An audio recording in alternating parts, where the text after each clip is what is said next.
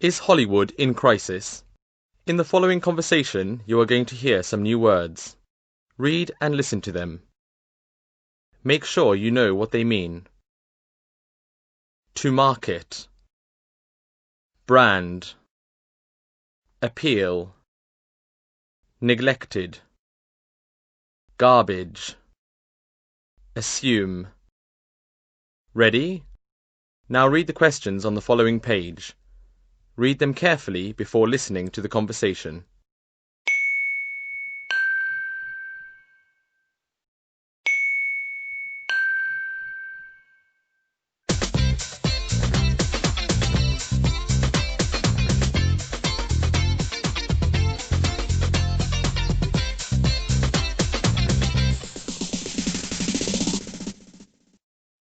According to writer Mark Harris, Hollywood is in deep crisis.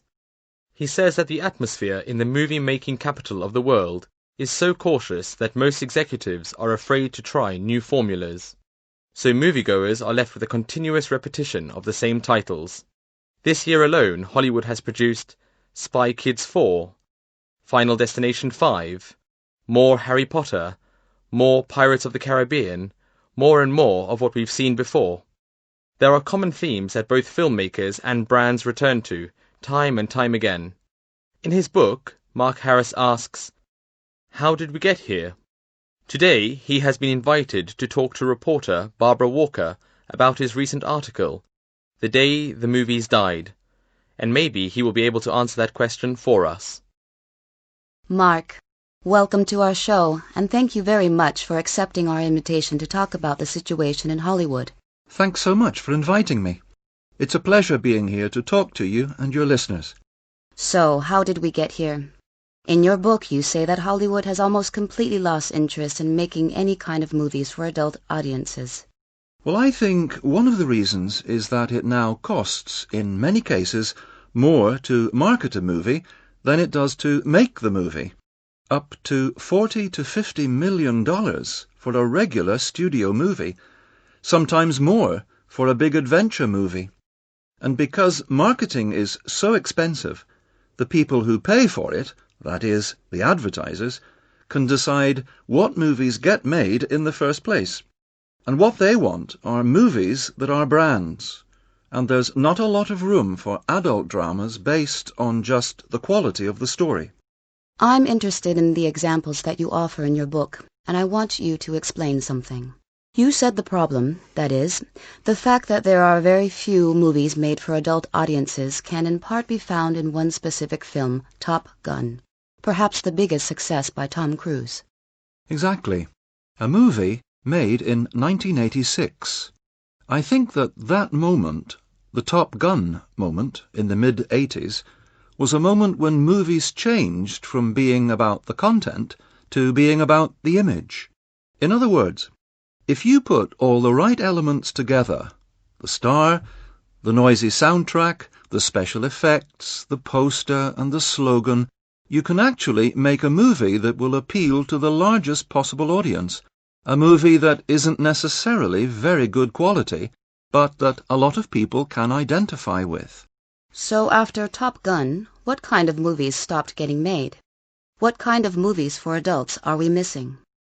Could a movie like Marathon Man, or Taxi Driver, or The Godfather be made and be successful now?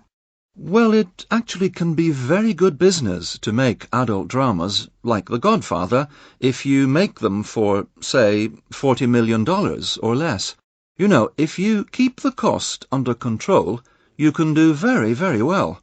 So, even a movie like The Social Network still needs a movie studio to say yes to it and pay for it. And that's what's really hard right now. There's another thing that I want to talk to you about before I let you go. You say that in these days, when marketing is everything, the audience is divided into groups that are based on age and gender. And as I read that sentence, my goodness, it is so depressing to find out that women in Hollywood are basically treated like garbage. It's absolutely true. If you're over 25, you're old. If you're under 25, you're not.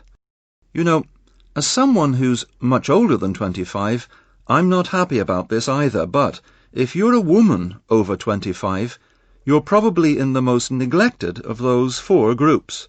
Movie producers really assume that unless there's a Sandra Bullock movie, moviegoers would probably rather stay at home.